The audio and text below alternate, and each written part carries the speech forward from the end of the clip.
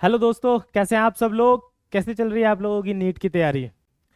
तो मैं Raghav, master teacher at Vedantu, आप सब लोगों का स्वागत करता हूं नीट एक्स चैनल पर। बच्चों, आज हम गरज सीरीज में कोऑर्डिनेशन केमिस्ट्री के कोऑर्डिनेशन कंपाउंड्स में लेक्चर 4 पढ़ेंगे। आपको मैंने प्रीवियस लेक्चर्स में पढ़ाया था कि हम जब एक टाइप से केमिकल बॉन्डिंग, क्लास 12 की केमिकल बॉन्डिंग बॉन्ड्स के बारे में, जब हम क्लास 12 में एक चैप्टर पढ़ते हैं उसमें कोऑर्डिनेशन कंपाउंड पढ़ते हैं। बेसिकली हम इसके अंदर कोऑर्डिनेट बॉन्ड के बारे में पढ़ रहे होते हैं।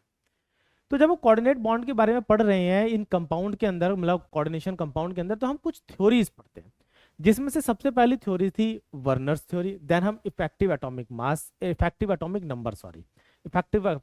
नंबर सिडविक थ्योरी हम पढ़ते हैं। ये दो थ्योरी मैंने लास्ट क्लास में पढ़ा दी थी आपको। राइट नाउ अब नेक्स्ट थ्योरी जो आती है वो आती है वैलेंस बॉन्ड थ्योरी। क्या आएगी? Valence bond theory. सो आज का हमारा सिंगल बस एक ही टारगेट है कि आज हम वैलेंस बॉन्ड थ्योरी को समझ लें।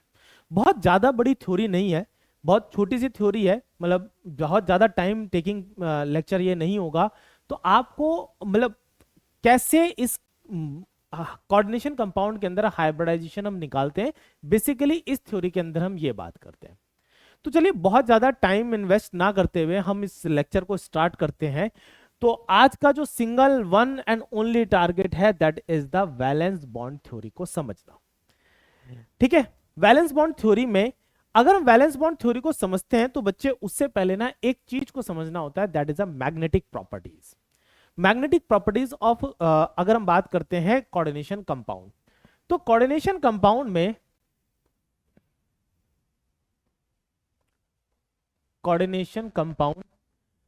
में दो तरीके से मैग्नेटिक प्रॉपर्टीज को चेक करते हैं। तो कंपाउंड या तो पैरामैग्नेटिक मिलेंगे या फिर डायामैग्नेटिक। क्या मिल सकते हैं आपको? पैरामैग्नेटिक। दूसरा क्या ऑप्शन हो सकता है? डायामैग्नेटिक। अगर बच्चों आप मेरे से पूछते हैं कि भैया पैरामैग्नेटिक क्या होता है, डायामैग्नेटिक क्या होता है, तो एक सिंपल सी डेफिनेशन, वैसे वो डेफिनेशन एग्जाम में नहीं आती है, जो एग्जाम में क्वेश्चन पूछा जाएगा वो मैं थोड़ी देर में डिस्कस करूंगा। क्वेश्चन पैरामैग्नेटिक की डेफिनेशन ये है, ऐसे कंपाउंड जो वीकली अट्रैक्टेड हो इन अ मैग्नेटिक फील्ड, वो अट्रैक्शन शो करें इन अ मैग्नेटिक फील्ड में वीकली अट्रैक्शन शो करें, दोज आर पैरामैग्नेटिक। डायमैग्नेटिक जो वीकली रिपल्शन शो करें या फिर weakly repelled in a magnetic field is known as a diamagnetic. अब हमें पता कैसे चलेगी कौन सा कंपाउंड वीकली अट्रैक्शन शो करेगा, कौन सा कंपाउंड वीकली रिपल्शन शो करेगा? उसके लिए हमारे पास क्या होता है? Have unpaired electron, have unpaired electron. ऐसे कंपाउंड जिनके पास अनपेयर्ड इलेक्ट्रॉन होते हैं वो हमारे पास पैरामैग्नेटिक नेचर में होते हैं।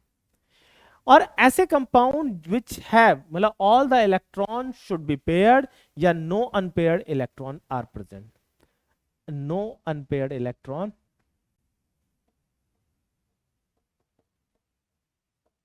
आर प्रेजेंट, या और we can say all the electrons are paired, all the electrons are paired. Paired तो मीन समझते होंगे कि एक इलेक्ट्रॉन के साथ दूसरा इलेक्ट्रॉन आ गया अपोजिट स्पिन लेकर। अच्छा चलो, पेयर अगर एटलीस्ट पैरामैग्नेटिक है तो उसके पास, हमारे पास इसी एरिया में अगर हम मैग्नेटिक मूवमेंट निकालते हैं, क्या निकालते हैं? Magnetic movement. मैग्नेटिक मूवमेंट का फॉर्मूला आता है mu is equal to under root N N plus two BM. What is BM? Bohr magneton. It is a unit of magnetic movement. किसका यूनिट है? मैग्नेटिक मूवमेंट का unit है। अच्छा बच्चों, हमारे पास ये फॉर्मूला ध्यान रखिएगा क्योंकि ये फॉर्मूला हमारे पास अभी जरूरत पड़ेगी इस फॉर्मूले की। अच्छा, where n is equal to number of unpaired electron, और कोई कंपाउंड कितना मैग्नेटिक मूवमेंट शो कर रहा है, ये हम with the help of experiment निकाल सकते हैं। क्लियर हो गया? With the help of experiment निकाल सकते हैं। भाई उसके मैग्नेटिक मूवमेंट का डेटा निकालो, उसके बेसिस पे उसके पास कितने अनपेयर्ड इलेक्ट्रॉन होंगे ये निकाल सकते। या दूसरा, अगर हमें किसी कंपाउंड के पास अनपेयर्ड इलेक्ट्रॉन का डेटा पता चल गया तो हम उसके मैग्नेटिक मूवमेंट का एक आइडिया या फिर हम वैल्यू निकाल सकते हैं, उसी के आसपास वैल्यू एग्जैक्ट हमें मिलती है। मतलब जैसे मान लो फॉर सपोज हमारी कैलकुलेशन कहती है 4.89, तो 4.89 के आसपास की वैल्यू हमारी एक्सपेरिमेंट से भी हमें वही वैल्यू मिलेगी। तो बच्चे हुआ क्या, मतलब कुल मिला के हमारे पास अगर मैग्नेटिक नेचर की बात करते हैं तो compound which having the unpaired electron show paramagnetic nature, the compound which in which all the electrons are paired will show diamagnetic in nature. और पैरामैग्नेटिक कंपाउंड है तो उसका मैग्नेटिक मूवमेंट जो है निकालने के लिए एक हमारे पास फॉर्मूला मिल गया, that is a magnetic movement mu is equal to √n+2, bracket हमारे पास यहीं तक रहेगा, उसका यूनिट हो गया बोहर मैग्नेटॉन, और n क्या हो गया, नंबर ऑफ अनपेयर्ड इलेक्ट्रॉन। बच्चों अगर हम बात करते हैं, जैसे अब हमारे पास क्या हुआ, हमने कुछ डेटा को देखा और कुछ थ्योरी से मैच किया। भाई हमने थ्योरीज के साथ मैच किया तो हमें जैसे कि कुछ कंपाउंड्स बने, जैसे टाइटेनियम का कोई कंपाउंड बना, वेनेडियम का कोई कंपाउंड बना, क्रोमियम का कोई कंपाउंड बना। हमने थ्योरी के हिसाब से देखा कि इसके पास D1, D2, D3 मींस जो डेटा हमारे पास निकल के आया, इसके पास एक अनपेयर्ड इलेक्ट्रॉन, इसके पास दो अनपेयर्ड इलेक्ट्रॉन, इसके पास तीन अनपेयर्ड इलेक्ट्रॉन। डेटा ये कहता है कि अकॉर्डिंग टू डेटा इसका एक अनपेयर्ड इलेक्ट्रॉन के हिसाब से जो मैग्नेटिक मूवमेंट का डेटा निकल के आया, हमने एक्सपेरिमेंट शो किया तो एक्सपेरिमेंट से भी वही निकल के आया। तो डेटा मैच, मतलब जो हमारे पास अगर हम बात करते हैं, अगर हम पहले in this D1, D2, D3 वाले केस की बात करते हैं तो experiment data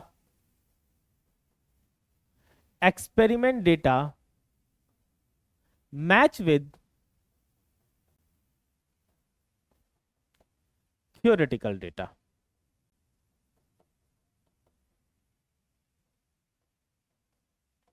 match with theoretical data, but when we talk about this, अच्छा इसमें कितने इलेक्ट्रॉन होंगे, क्रोमियम 2+, अगर मैं क्रोमियम का एटॉमिक नंबर होता है, अगर इलेक्ट्रॉनिक कॉन्फ़िगरेशन की बात करूं तो 4s1 3d5, दो इलेक्ट्रॉन निकाल दो तो ये हो गया हमारे पास 3d4, यानी कि इट इज d4। अगर मैं इसकी बात करता हूं Mn2 तो D5 और इसमें भी D5, this is the D6। But in this case अगर मैं अनपेयर्ड इलेक्ट्रॉन की बात करता हूं, यहां 4 अनपेयर्ड है, यहां पर 5 अनपेयर्ड है, यहां again 4 unpaired electron. So sometimes experiment data does not match with the theoretical data. तो जब हमने एक्सपेरिमेंट ऑब्जर्व किया, समटाइम्स हमने ये देखा, sometimes experiment data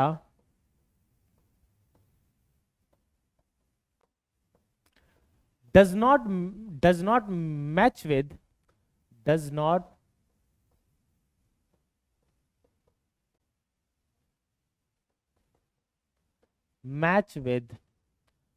theoretical data। तो यार हमने तो प्रिडिक्ट किया कि इसके पास 5 अनपेयर्ड इलेक्ट्रॉन होने चाहिए, कॉम्प्लेक्स अलग अलग पिक करे, और जिन जिन कॉम्प्लेक्स में D5 मतलब कि Fe3+ या Mn2+ था, उन कॉम्प्लेक्स को हमने पिक किया।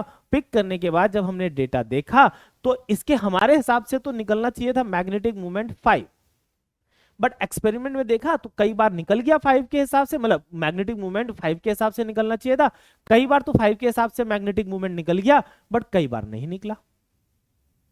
कई बार वो किसी एक इलेक्ट्रॉन की क्रॉसपॉन्ड निकला, कभी 2 के कभी क्रॉसपॉन्ड निकला, कभी 3 के क्रॉसपॉन्ड निकला। तो यार क्या हुआ होगा ऐसा कि भाई ये डेटा हमारा जो थ्योरेटिकल डेटा है वो एक्सपेरिमेंटल डेटा से मैच नहीं कर रहा, ऐसा क्या हुआ होगा। तो यार बच्चे इसका रीजन हमारे पास क्या निकल के आता है, यही एक्सप्लेनेशन, मतलब ये वाला कि भाई ऐसा क्यों हो रहा है, ये एक्सप्लेनेशन हम देखते हैं बीबीटी में और हम सीएफटी में, यानी कि वैलेंस बॉन्ड थ्योरी में और क्रिस्टल फील्ड थ्योरी में। वैलेंस बॉन्ड थ्योरी पूरा एक्सप्लेनेशन नहीं कर पाई। वैलेंस बॉन्ड थ्योरी ये कहती है कि आप हमें किसी कंपाउंड में मैग्नेटिक मूवमेंट का डेटा दे दीजिए, हम हाइब्रिडाइजेशन बता देंगे। आप हमें बीबीटी क्या बोलती है, मैंने बताया, मैंने अभी बोला आपसे मैं इसको दोबारा से एक रिकैप देता हूं। मैंने बोला कि भैया अगर हम D2 D1 D2 D3 में जो थ्योरेटिकल डेटा से हमारे पास मैग्नेटिक मूवमेंट निकल के आया, वही एक्सपेरिमेंट डेटा से हमारे पास मैग्नेटिक मूवमेंट निकल के आया, मैच हो गया, कोई दिक्कत नहीं, सब कुछ स्मूथ चल रहा है। बट इस टाइप के कॉम्प्लेक्सेस में मतलब कि जहां D4 D5 D6 हमारे पास बॉन्डिंग में पार्टिसिपेट करने आ गया, मतलब बॉन्डिंग में क्या मतलब हमारे पास वैलेंस शेल मतलब एटम के पास जो है इस कॉन्फ़िगरेशन जो कैटायनिक फॉर्म में हमारे पास इस कॉन्फ़िगरेशन में एनायन सॉरी कैटायन हमें मिल गया सेंट्रल एटम, तो उस केस में एक्सपेरिमेंटल डेटा जो हमारी थ्योरी के हिसाब से, भाई थ्योरी के हिसाब से जो डेटा निकल के आया और जो एक्सपेरिमेंटल डेटा के हिसाब से डेटा निकल के आया, भाई हमारे पास Mn एक कंपाउंड निकला, उसी में फर्क समझा रहा हूं। हमारे पास एक कंपाउंड निकला MnCN6 3-, इसके अंदर Mn है बच्चों 3+ में, इसके अंदर भी Mn क्या है 3+ में। अगर मैं इसका इलेक्ट्रॉनिक कॉन्फ़िगरेशन लिखता हूं, दिस इज अ D4 और दिस इज अ D4, इसके पास अनपेयर्ड इलेक्ट्रॉन मींस जो मैग्नेटिक डेटा मैच कर रहा है वो हमारे पास अनपेयर्ड इलेक्ट्रॉन कितने निकल के आ रहे हैं, किसके हिसाब से मैच कर रहा है, अनपेयर्ड इलेक्ट्रॉन निकल के आ रहे हैं 2 के हिसाब से। अगर इसमें हम डेटा देखें तो अनपेयर्ड इलेक्ट्रॉन डेटा के हिसाब से निकल के आ रहे हैं हमारे पास 4। भाई ऐसा क्या हुआ, भाई थ्योरी कहती है कि D4 होने चाहिए थे, पर एक्सपेरिमेंट कहता है कि अरे अनपेयर्ड इलेक्ट्रॉन 2 होने चाहिए, क्योंकि डेटा हमारा जो मैग्नेटिक मोमेंट का है वो 2 अनपेयर्ड इलेक्ट्रॉन के हिसाब से। सिमिलरली अगर हम इसमें देखते हैं तो यहां पर हमारे पास आयरन है Fe3+ में, यहां पर भी आयरन है Fe3+ में, Fe3+ यानी कि हमारे पास D5 और यहां पर D5। यहां पर डेटा ये कह रहा है कि अनपेयर्ड इलेक्ट्रॉन कितने होने चाहिए, अनपेयर्ड इलेक्ट्रॉन होने चाहिए 1, और यहां डेटा कहता है कि अनपेयर्ड इलेक्ट्रॉन कितने होने चाहिए, ये इतना मैग्नेटिक मूवमेंट शो कर रहा है कि इसके पास 5 अनपेयर्ड इलेक्ट्रॉन के बराबर ये मैग्नेटिक मूवमेंट शो कर रहा है। यहां तो सही हो गया, यहां कोई दिक्कत नहीं आई, बट यहां क्या दिक्कत हो गई ऐसे सिमिलरली यहां पर अगर हम देखते हैं तो दिस इज द CO3+, अगर हम बात करते हैं तो that should be the D6। हाँ, यहां पर भी अगर हम इसका निकालते हैं तो that is a CO3+, that should be the D6। और यहां पे अनपेयर्ड इलेक्ट्रॉन, बच्चे अनपेयर्ड इलेक्ट्रॉन कितने निकल के आए, 4 निकल के आए, जबकि ये डायामैग्नेटिक इन नेचर निकल के आया।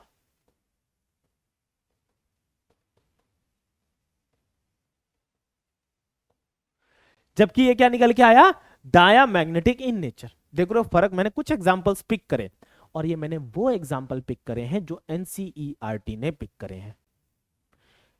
हमारा एग्जाम डेफिनेटली एनसीईआरटी से बनना है, थोड़ा बहुत इधर उधर से बनना है, 99% या 95% के आसपास हम बोले तो वो एनसीईआरटी से बनना है। तो ये डेटा हमने एनसीईआरटी से पिक किया। एनसीईआरटी ये कहती है जब Mn3+ Cn के साथ बनाया तो इसने 2 अनपेयर्ड इलेक्ट्रॉन शो करे, जब Cl के साथ बनाया तो 4 अनपेयर्ड इलेक्ट्रॉन शो। ऐसे ही Fe ने जब Cn के साथ कॉम्प्लेक्स बनाया तो 1 अनपेयर्ड इलेक्ट्रॉन शो किए, और जबकि इसने हमारे पास जब फ्लोरीन के साथ कॉम्प्लेक्स बनाया तो 5 के 5 अनपेयर्ड शो करे। सिमिलरली कोबाल्ट ने जब फ्लोरीन के साथ कॉम्प्लेक्स बनाया तो 4 अनपेयर्ड इलेक्ट्रॉन शो करे, जबकि C2O4 यानी कि C2O4 इज नोन एज ए, ये कौन सा होता है, ये ऑक्सिलेट आयन होता है। ऑक्सिलेट आयन के साथ जब इसने कॉम्प्लेक्स बनाया तो इट फॉर्म D6 और डायामैग्नेटिक इन नेचर आया। ऐसा क्या हुआ होगा, अब बस देखो मैंने इतना टाइम इसलिए इन्वेस्ट किया ताकि आपको VBT कैसे इस चीज को एक्सप्लेन कर रही है ये चीज हम समझ सके। भाई ये एक्सपेरिमेंट हमारे पास आया, अब VBT इसको कैसे एक्सप्लेन करती है हम ये समझते हैं। तो हम ये समझते हैं तो पहले VBT कहती क्या है ये समझते हैं। VBT ये बोलती है बच्चों, according to this theory the metal atom और ion under the influence of ligands can use it. अब देखो अगर कोई कंपाउंड बन रहा है, कॉम्प्लेक्स बन रहा है, तो सेंट्रल एटम जो मेटल एटम है या आयनिक फॉर्म में है वो अपने कौन से ऑर्बिटल बॉन्डिंग में पार्टिसिपेट करवा रहा है, दैट इज द n-1d करा रहा होगा, ns करवा सकता है, np करवा सकता है, और या तो ये कॉम्बो कराएगा या फिर ns np nd का कॉम्बो कराएगा। ऑर्बिटल्स फॉर द हाइब्रिडाइजेशन, अपने हाइब्रिडाइजेशन में या तो ये कॉम्बो देगा या फिर ये कॉम्बो देगा, to yield a set of equivalent orbitals। Hybridisation आपको पता ही है, what is hybridisation, it is the intermixing of atomic orbitals, और इंटरमिक्सिंग के बाद जो नए ऑर्बिटल्स आएंगे वो इक्विवेलेंट इन एनर्जी और इक्विवेलेंट इन शेप होते हैं। तो equivalent orbitals of definite geometry such as octahedral, tetrahedral, square planar and so on.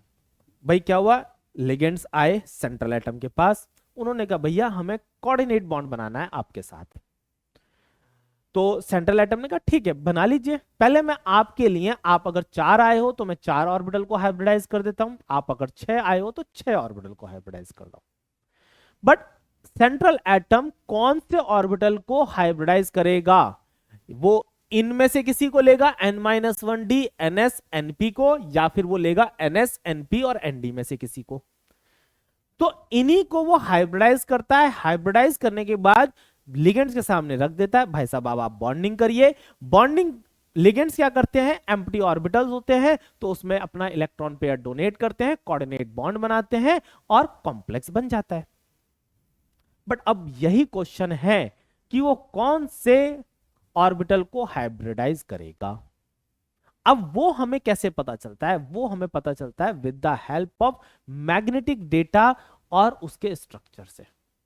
तो with the help of magnetic data से हम ये पता लगा लेते हैं कि कौन से ऑर्बिटल्स मतलब हाइब्रिडाइज होंगे, और उसके बेसिस पे हम उसका शेप और ज्योमेट्री निकाल लेते हैं। या फिर दूसरा, हमें यह पता चल जाए कि इसकी ज्योमेट्री एंड शेप क्या है, इसके बेसिस पे हमें पता लग गया कि हाइब्रिडाइज ऑर्बिटल कौन से होंगे, उसके बेसिस पे हम उसका मैग्नेटिक डेटा निकाल सकते हैं, वाइस वर्सा। तो फिलहाल वीवीडी ने जो वर्क किया था वो वर्क किया था कि मैग्नेटिक डेटा हमें प्रोवाइड हो जाए तो हम क्या करें, उसके बेसिस पे ऑर्बिटल्स पता लगा लें कौन से हाइब्रिडाइज होंगे, और उसके बेसिस पे हम उसकी ज्योमेट्री पता लगा लें। तो आइए, these hybridized orbitals are allowed to overlap with the ligands orbitals that can donate electrons pair for bonding। जो मैंने अभी पूरी बात करी वही यहां पर इन्होंने बोली, बताई। चलिए वो कौन से ऑर्बिटल्स होंगे, number of orbitals and type of hybridisation. सबसे पहले तो मैं कोऑर्डिनेशन नंबर लिखता हूं यहां पर, coordination number. Orbitals involve, orbitals involve और हाइब्रिडाइजेशन। एक टेबल सी बना लेते हैं, हाइब्रिडाइजेशन।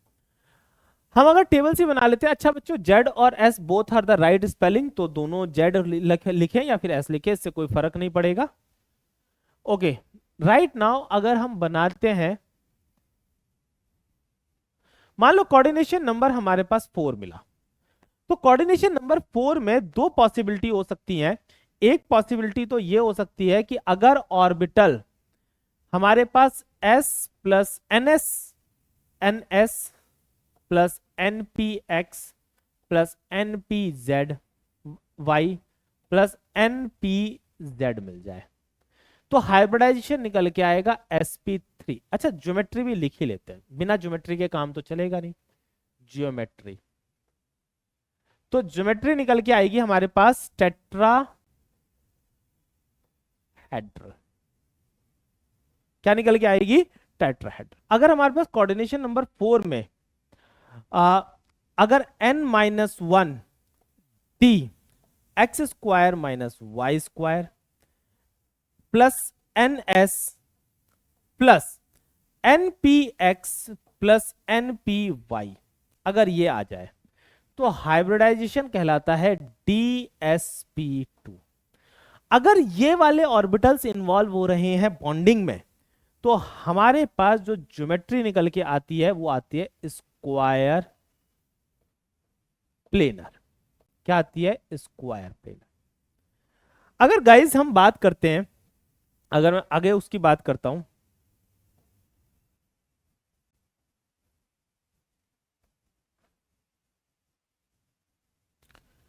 अब हमारे कोर्स में आता है कोऑर्डिनेशन नंबर 6। क्या आता है बच्चों? Coordination number 6। यही दो हमारे कोर्स में जो आते हैं, coordination number 4 and coordination number 6। अगर कोऑर्डिनेशन नंबर 4 में अगर ऑर्बिटल्स इन्वॉल्व होते हैं, this is the ns, n plus npx, npx plus npy plus npz plus N D X square minus Y square plus N D हमारे पास आ जाता है Z square. अगर ये ऑर्बिटल इन्वॉल्व होंगे तो बेटा हमारे पास जो हाइब्रिडाइजेशन बन के आता है वो आ जाता है sp3d2 और इसे बोला जाता है inner orbital outer orbital complex. क्या बोला जाता है? Outer orbital complex. ऐसा क्यों बोला? थोड़ी सी देर वेट करिए, मैं आपको थोड़ी सी देर में समझाता हूं ऐसा मैंने क्यों बोला। ज्योमेट्री सिंपल, इसमें ऑक्टाहेड्रल होती है, इसमें हमें ज्यादा नहीं वो करना होता, ज्योमेट्री हमारे पास ऑक्टाहेड्रल होती है। अगर यहीं पर बच्चों orbitals n-1 D X square minus Y square plus n-1 D Z square plus ns plus npx plus npy plus npz, ये हमारे पास ये 6 ऑर्बिटल मिक्स होंगे तो और हाइब्रिडाइजेशन बन के आएगा dsp3, यानी कि ये बोला जाता है inner orbital complex. Inner orbital complex. Yes, geometry यहां पर भी हमारे पास क्या आती है? ऑक्टाहेड्रल। यहां ज्योमेट्री में कोई फर्क नहीं आता, ज्योमेट्री दोनों केस में सेम रहती है, बस टाइप ऑफ कॉम्प्लेक्स बदल जाता है। एक को इनर ऑर्बिटल कॉम्प्लेक्स बोलते हैं, एक को आउटर ऑर्बिटल कॉम्प्लेक्स बोलते हैं।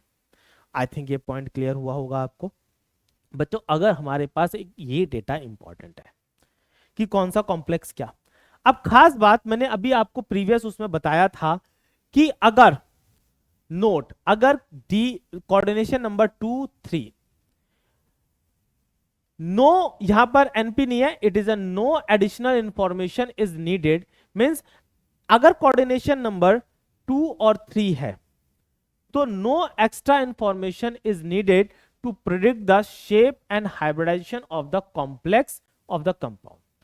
यहीं पर अगर कोऑर्डिनेशन नंबर 4, 5 और 6 में से कुछ भी मिलेगा, 5 वाला केस हमें जरूरत नहीं पड़ेगी, हमें क्या है कोऑर्डिनेशन नंबर 4 और 6 वाला जरूरत पड़ेगी, तो उसके लिए एक्स्ट्रा इंफॉर्मेशन की जरूरत पड़ेगी। और एक्स्ट्रा इंफॉर्मेशन कौन सी? Number of unpaired electron is needed to predict the shape and hybridisation.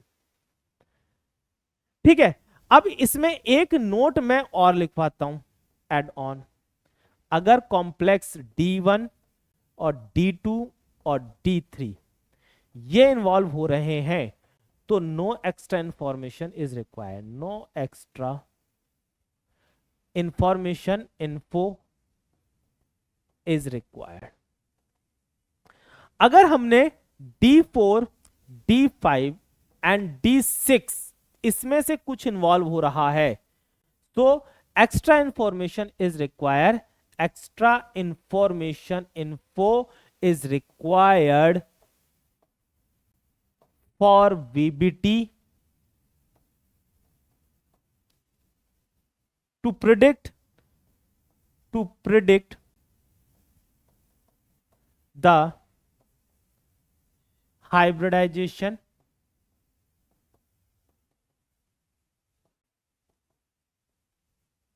in VBT। VBT के अंदर हमें एक्स्ट्रा इंफॉर्मेशन रिक्वायर्ड होगी। चलिए अब हम ना कुछ कॉम्प्लेक्स के बारे में बात कर लेते हैं। अगर हम कॉम्प्लेक्स के बारे में समझ लेंगे और वो कौन सी एक्स्ट्रा इंफॉर्मेशन रिक्वायर्ड है, उसके बेसिस पे कैसे हमें प्रेडिक्शन करना है, तो समझ लो हमारे लिए मतलब वीबीटी बहुत आसान हो जाएगी।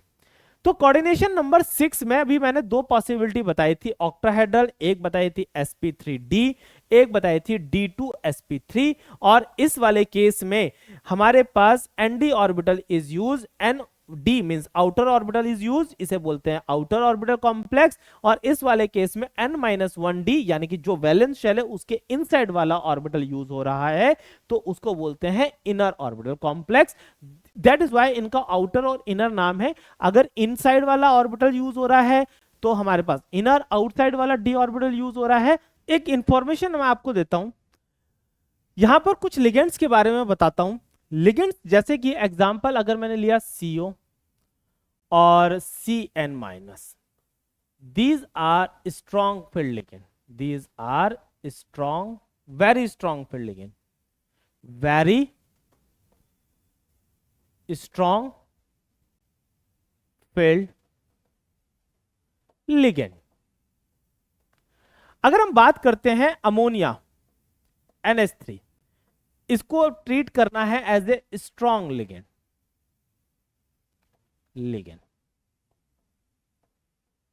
अगर वाटर आता है H2O, इसको ट्रीट करना है एज ए वीक लिगेंड। अभी आप कहोगे सर इसका क्या मतलब है, थोड़ी देर आप इसको वेट करिएगा, मैं बताऊंगा। अगर X माइनस आता है, X minus means F minus, Cl minus, Br minus और I माइनस, इसको ट्रीट करना है आपको very weak ligand.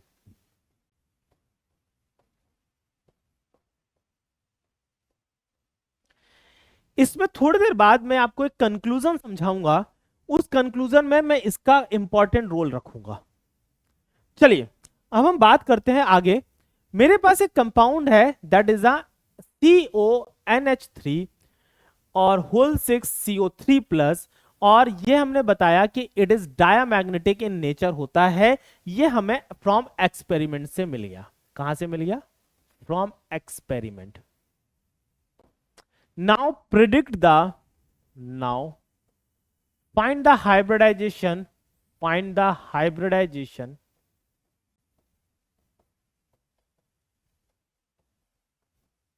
and shape। Question ये बना अब, find the hybridization and shape.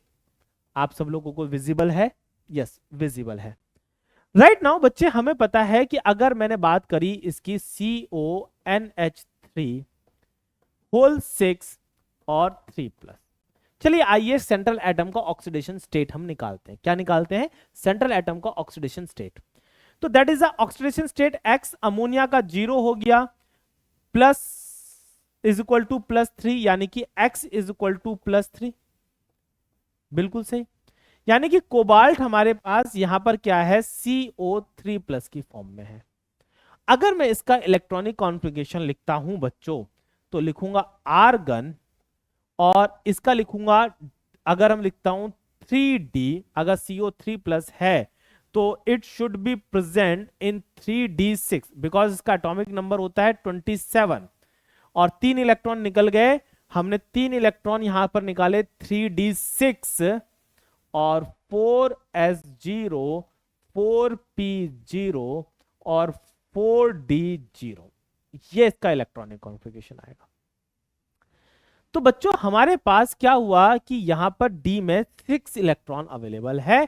अगर मैं 6 इलेक्ट्रॉन के हिसाब से इसके इलेक्ट्रॉनिक कॉन्फ़िगरेशन को बनाता हूं, 1 2 3 4, मेरे पास कितने अनपेयर्ड इलेक्ट्रॉन है? This is a 4s 4p। अभी हमें 4p तक की जरूरत पड़ेगी, तो मैं 4p तक ही बना रहा हूं। Yes, how many unpaired electron इसके पास? फिलहाल हमारी थ्योरी कहती है कि 6 इलेक्ट्रॉन को डिस्ट्रीब्यूट करना है, तो 1 2 3 4 5 6।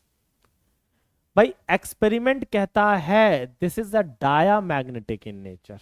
एक्सपेरिमेंट क्या कह रहा है? डायामैग्नेटिक। थ्योरी कह रही है कि भैया हमारे पास तो 4 पेयर्ड इलेक्ट्रॉन है, तो हुआ क्या होगा, कैसे एक्सप्लेन करें? तो हमने थ्योरी में हिसाब लगाया कि अगर ये लिगेंड्स, ये जो इलेक्ट्रॉन्स हैं, ये यहां पर आके पेयर अप हो जाएं, इसका ये इसमें, अगर ये पेयर अप हो जाते हैं भाई इसमें आके, आफ्टर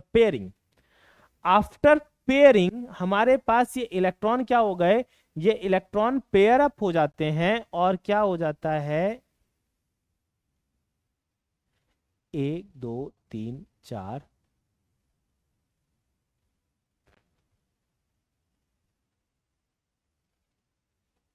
हाँ। तो पेयर अप इलेक्ट्रॉन होने के बाद हमारे पास क्या बचा, 1 2 3 4 5 6। क्या कोई अनपेयर्ड इलेक्ट्रॉन बचा, नहीं बचा। अब यार एक्सपेरिमेंट कह रहा है तो एक्सपेरिमेंट गलत तो कह नहीं रहा होगा, बस हम उस एक्सपेरिमेंट से जो डेटा आया उसको एक्सप्लेन करने जा रहे हैं। तो उस एक्सप्लेनेशन के लिए जो भी हमें करना पड़ेगा वो हम कर रहे हैं। तो वीबीडी ने कहा पेयर अप कर दो साहब। पेयर अप करने के बाद जो ऑर्बिटल्स बचे, कौन बचा, एक तो ये डी बचे, एस बचा, पी बचा, पी बचा, पी बचा। तो ये पी ऑर्बिटल्स हाइब्रिडाइज हो जाते हैं और हाइब्रिडाइजेशन के बाद sp3d2 सॉरी d2sp3 ये ऑर्बिटल हमारे पास हाइब्रिडाइज होते हैं और ये 3 ऑर्बिटल एज इट इज रहते हैं। जो पेयर अप वाले ऑर्बिटल्स थे वो एज इट इज रहते हैं, 1 2, और जो ऑर्बिटल हाइब्रिडाइज होके आए हैं वो कितने आए हैं बच्चों, 1 2 3 4 5, 1 2 3 4 5 6, यस 6 ऑर्बिटल हाइब्रिडाइज होके आए हैं। अभी ये 6 ऑर्बिटल एम्प्टी ऑर्बिटल है।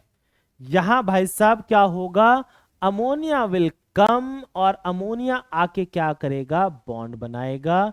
This is the coordinate bond form by the ammonia, this is the coordinate bond form by the ammonia, coordinate bond form by the ammonia. ये लास्ट वाला visible है, yes definitely visible है। This is the ammonia form, bond बनाएगा कौन सा, वो भी coordinate bond. कितने अमोनिया लग गए, 1 2 3 4 5 6, यस। तो हमें एक्सपेरिमेंट डेटा पता चल गया, तो हमने हाइब्रिडाइजेशन के बारे में बता दिया कि हाइब्रिडाइजेशन इसके अंदर भाई साहब कौन सा होगा, D2sp3, यानी कि ये इनर ऑर्बिटल कॉम्प्लेक्स बनाएगा। अगर एग्जाम में आता है तो आपका राइट आंसर होगा D2sp3।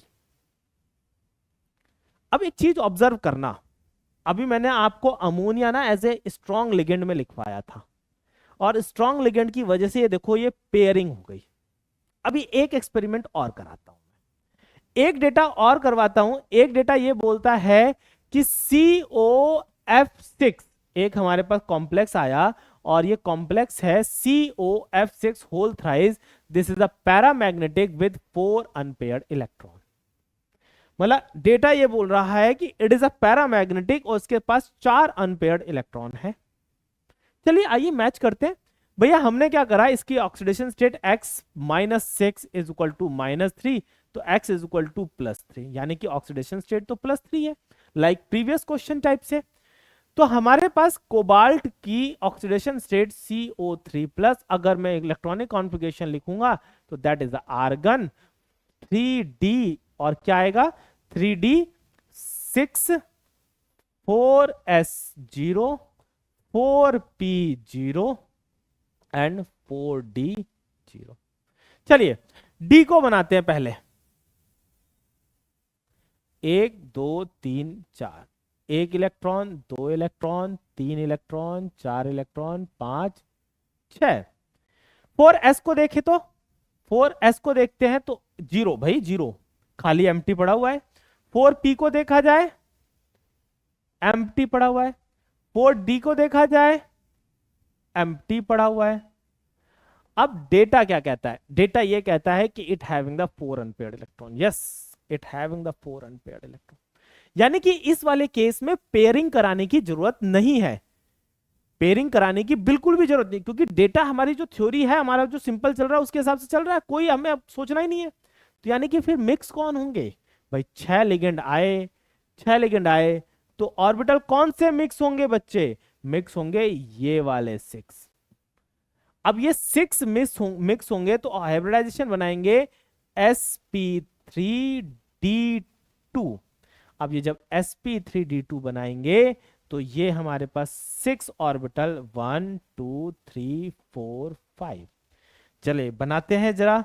हमारे पास ammonia will fluorine will come and form a coordinate bond, fluorine fluorine fluorine और फ्लोरीन और फ्लोरीन, एंड ये आएंगे बॉन्ड बनाएंगे, बस बढ़िया राजी खुशी। अब यार ज्योमेट्री एंड शेप, भाई हाइब्रिडाइजेशन क्या निकल के आया हमारे पास, हाइब्रिडाइजेशन निकल के आया, that is hybridization is equal to sp3d2, it is inner और sorry outer orbital complex, outer orbital complex किस टाइप का कॉम्प्लेक्स हो गया, आउटर ऑर्बिटल कॉम्प्लेक्स हो गया। और ये डेटा हमें जरूरी था विद फॉरन, अगर मेरे पास ये डेटा ना होता तो मैं क्या प्रेडिक्शन सही से कर पाता, नहीं कर पाता। चलिए come to the next one. अगर हम आगे देखते हैं तो वैसे तो ये कोऑर्डिनेशन नंबर 6 के साथ जो हमें 2 एग्जांपल लेने थे वो हमने पिक कर लिए। अगर हम आगे वाले एग्जांपल्स को देखते हैं, पहले हम एक क्वेश्चन करते हैं, pick out the correct statement with respect to M N C N whole 6 3 अच्छा, अगर मैं एक नोट को वापस लिखवाऊं, नोट अगर मैं वापस लिखवाता हूं तो इस नोट पे वापस आ जाते हैं और इस पे लिखते हैं पेयरिंग अकर्स। अगर इसमें इस वाले केस में स्ट्रॉन्ग फील्ड में पेयरिंग टेक प्लेस या pairing occur will occur, no pairing will occur, no pair of electron, no pairing of electron will take place.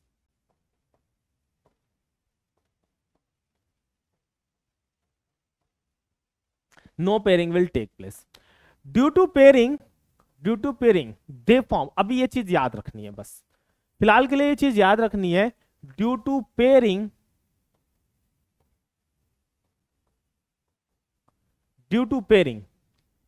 they form low spin complex, they form low spin complex। आप कहोगे sir ये क्या होते हैं, just wait, they form high spin complex, high spin complex। ये क्या है क्या नहीं है इसके बारे में हम थोड़ी सी देर में बात करेंगे, मतलब थोड़ी सी देर क्या, एक्चुअली अगली थ्योरी में बात करेंगे, थोड़ी सी देर में भी नहीं, अगले लेक्चर में बात करेंगे। चलिए बच्चे एक बार हम एक क्वेश्चन देख लेते हैं इस पर base, pick out the correct statement with respect to MnCn whole 6 thrice.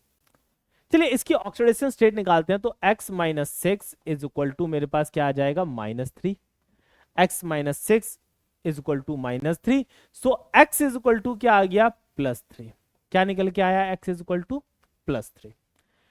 Right now बच्चे अगर मैं Mn का ऑक्सीडेशन स्टेट देखता हूं तो दैट इज अ 3+, अगर मैं इसका इलेक्ट्रॉनिक कॉन्फ़िगरेशन लिखता हूं तो ये निकल के आएगा मेरे पास आर्गन 3d4 4s0 4p0, बस यहीं तक हमारा काम चल जाएगा 4d0। चलो लिख लेते हैं। अच्छा D4 हमें पता है D या तो 2 इनसाइड वाले D यूज होते हैं या 2 आउटसाइड वाले D होते हैं। भाई हाइब्रिडाइजेशन क्योंकि मेरे पास 6 कोऑर्डिनेशन लिगेंड मतलब 6 लिगेंड्स लगे हुए हैं तो ज्योमेट्री तो पक्का है कि ऑक्टाहेड्रल है, ज्योमेट्री तो पक्का है ऑक्टाहेड्रल, पर ऑक्टाहेड्रल में हाइब्रिडाइजेशन कौन सा है, D2sp3 है या sp3d2 है, यही फाइंड आउट करना है।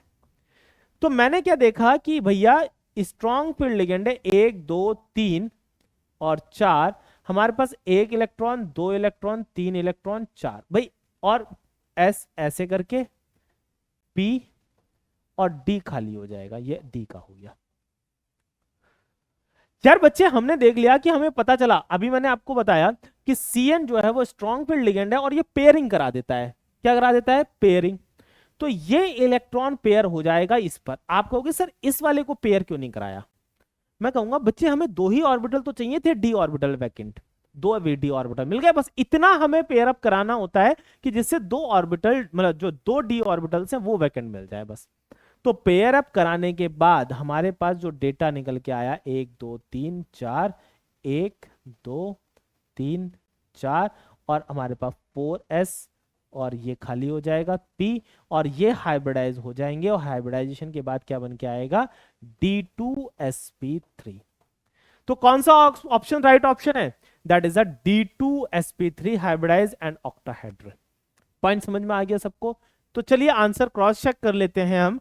अगर हम आंसर को क्रॉस चेक करते हैं तो yes, it is a D2sp3 hybridise and octahedral.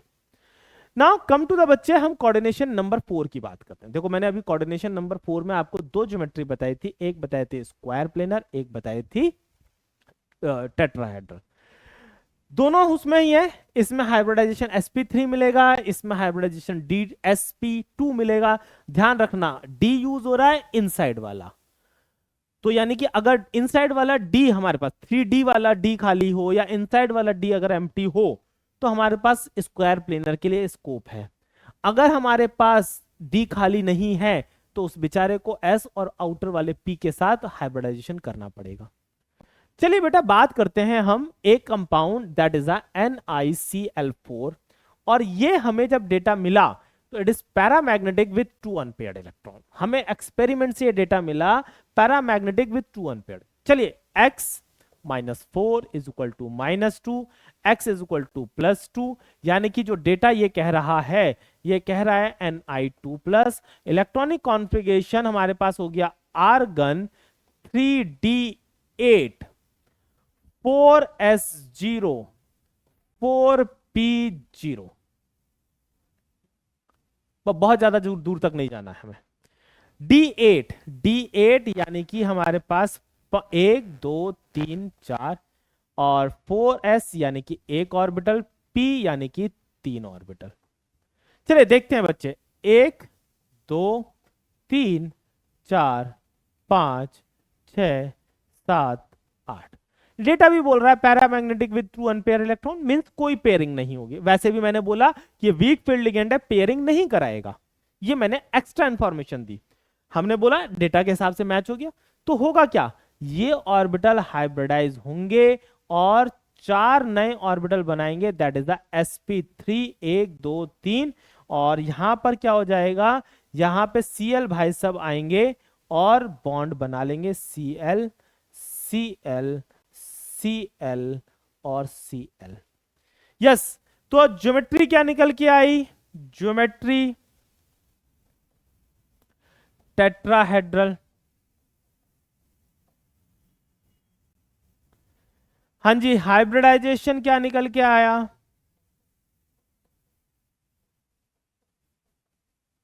Hybridisation निकल के आया sp3। आ गया बच्चों समझ में आपको? अगर हम अगले उस पे चलते हैं, तो अगले एग्जाम्पल पे चलते हैं। हमने अगला एग्जाम्पल लिया, that is NiCO4, it is a diamagnetic in nature. क्या आया, डायामैग्नेटिक इन नेचर। चलिए बच्चे इसका ऑक्सीडेशन स्टेट निकालते हैं। तो x -0 is +0 is equal to 0, तो x इज इक्वल टू 0, यानी कि निकल का ऑक्सीडेशन स्टेट या प्योर मतलब कोई जीरो ऑक्सीडेशन स्टेट है। तो this is the argon 3d4 3d8 4s0 और 4p0।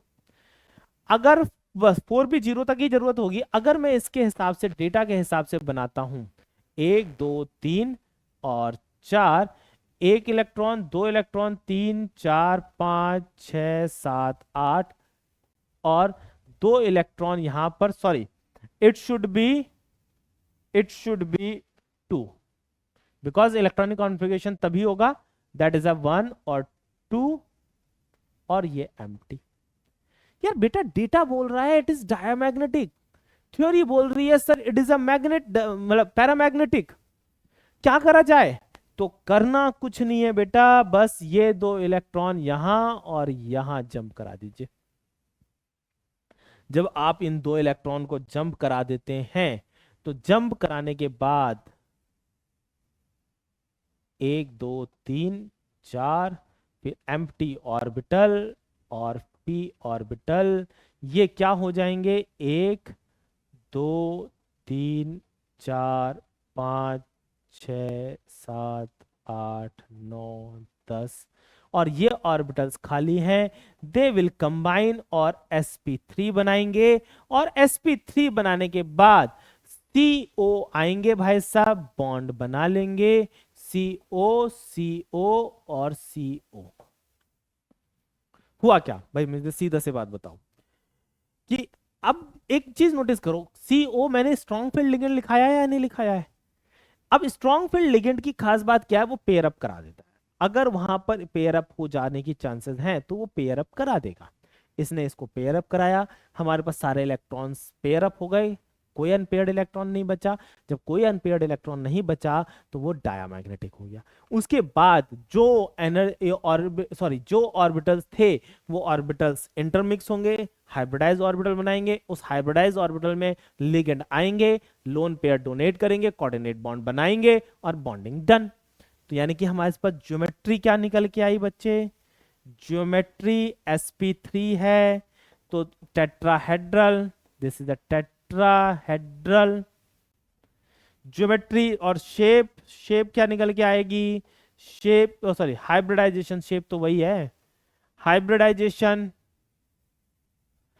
हाइब्रिडाइजेशन, तो that hybridisation is sp3। Point clear हो गया।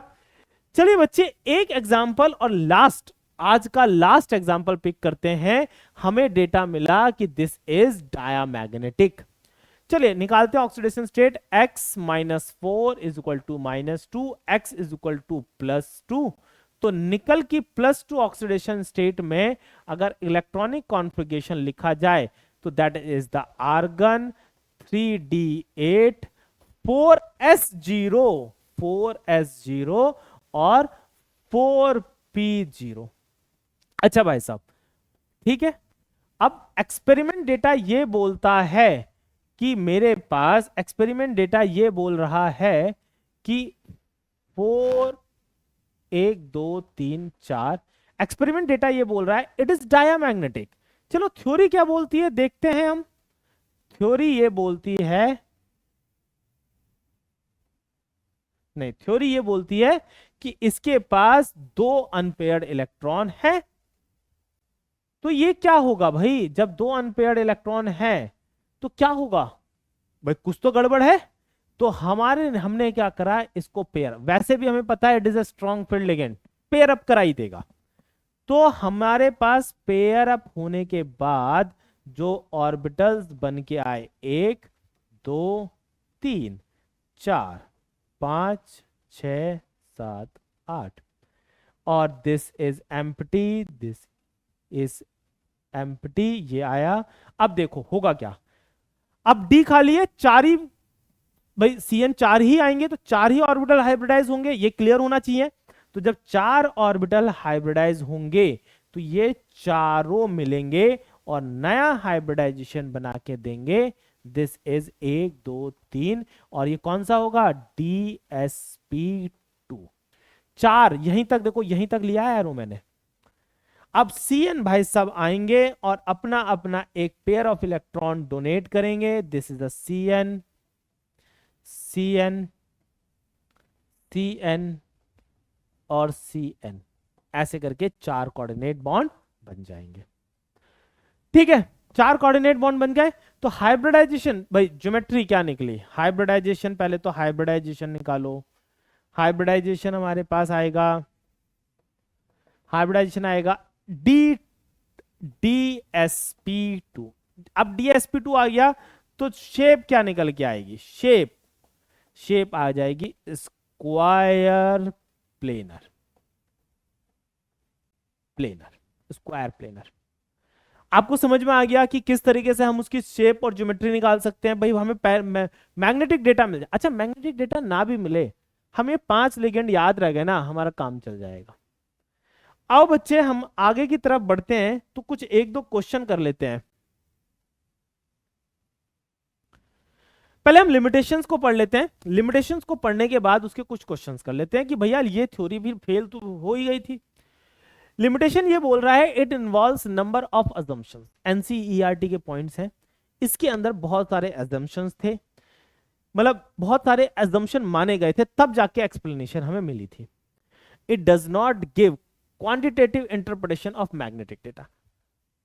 हमें मैग्नेटिक डेटा पता होगा तो हम प्रिडिक्शन कर पाएंगे ज्योमेट्री एंड शेप की, बट हम इसके हेल्प से ये नहीं पता लगा सकते कंपाउंड को देखकर कि भैया वो हमारे पास मॉलिक्यूल लिखकर, कि भाई नोटबुक में हमने लिखा मॉलिक्यूल लिखकर ये नहीं बता सकते कि उसका मैग्नेटिक डेटा क्या होगा। रिवर्स हम कर सकते थे। वो तो हमें नेक्स्ट थ्योरी थी सीएफटी, जिसने हमें strong field weak field ligand के बारे में बताया, जिसकी हेल्प से हम प्रिडिक्ट कर पा रहे हैं कि मैग्नेटिक डेटा क्या हो सकता है। It does not explain the color exhibited by the coordination compound, means coordination compounds जो color exhibit करते हैं, इसने इसके बारे में कुछ नहीं बताया। It does not give quantitative interpretation of the thermodynamics or kinetic stability of the coordination compound। बच्चे दो टाइप की स्टेबिलिटी होती है, एक होती है काइनेटिक्स, एक होती है कोऑर्डिनेट थर्मोडायनेमिक्स।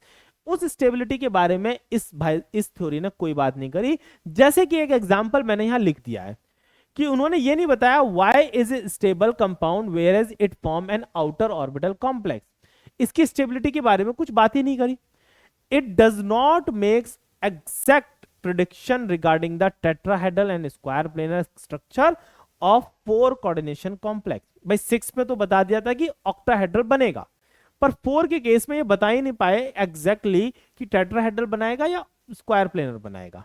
भाई वो कह रहा है कि मैग्नेटिक डेटा दो तब हम बता पाएंगे, इससे पहले नहीं। It does not distinguish between the strong and weak field ligand. मैंने आपको बता जरूर दिए हैं कि वो लिगेंड स्ट्रॉन्ग फील्ड लिगेंड है और वो वीक किस बेसिस पे डिसाइड करे, कैसे डिसाइड करे, वो नहीं बताया मैंने अभी आपको, ना ही वीबीटी ने बताया था। अब वो कौन बताएगा, वो अगली थ्योरी बताएगी, दैट इज अ सीएफटी। तो इसमें compound YMnCN whole 6 3 minus form inner orbital complex whereas MnCl6 form outer orbital complex Y। भाई इसका आंसर है इसमें छिपा हुआ। ऐसा क्यों बना रहे हैं? Because CN is a strong field ligand और Cl is a weak field ligand. But ये VBT ने नहीं बताया, ये मैंने एज ए एग्जांपल लिख लिया कि क्यों ऐसा हो रहा है, ये नहीं बताया इसने। ठीक है, इनर और आउटर वाला हिसाब किताब। चलिए बच्चे कुछ क्वेश्चंस कर लेते हैं। The hybridisation involves in a complex NiCN whole 4 2 minus, atomic number इतना दिया हुआ है। मैंने अभी आपको ये क्वेश्चन करके बताया था, तो क्या हाइब्रिडाइजेशन इन्वॉल्व कर रहे थे, इसमें 4 कोऑर्डिनेशन नंबर था। यस, ये तो वैसे ही कट कर दो। अब बचेगा इन दोनों में से ऑप्शन, तो मैंने आपको ये बताया हुआ है D option is the right option. अभी मैंने आपको ये एज ए एग्जांपल दिया था। पॉइंट क्लियर हो गया? Yes, right answer is D. Come to the next one. Which of the following complex has the geometry different from the other. अच्छा, इसकी ज्योमेट्री अभी बताई थी हमने, क्या बताई थी? टेट्राहेड्रल, इसकी टेट्राहेड्रल, इसकी स्क्वायर प्लेनर, और इसकी आप कमेंट में करके बताइए क्या होगा। आप कमेंट जब वीडियो देख रहे हो तो इसमें प्लीज कमेंट में लिखिए इसकी ज्योमेट्री क्या निकलेगी। अभी क्वेश्चन से आपको आंसर आ जाना चाहिए। फिलहाल राइट आंसर क्या हो गया? सी। चलिए come to the next. C is the right answer. Which of the molecule is not tetrahedral. इसमें से कौन सा टेट्राहेड्रल नहीं है? अच्छा चलो मैं इसकी बात करता हूं, या आपको मैं एज ए एग्जांपल में बता देता हूं, एज ए फैक्ट बता देता हूं। आंसर ये आएगा because is a chelating complex, और chelate complex does not form the tetrahedral complex. Chelate ligand, bidentate ligand या फिर चिलेटिंग लिगेंड्स always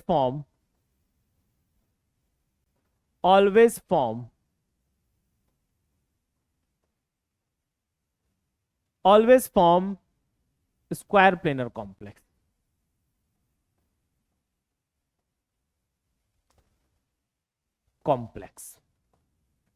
चलिए बच्चे, ये मैंने एज ए फैक्ट बताया आपको। आंसर होना चाहिए ए, तो यस आंसर इज ए।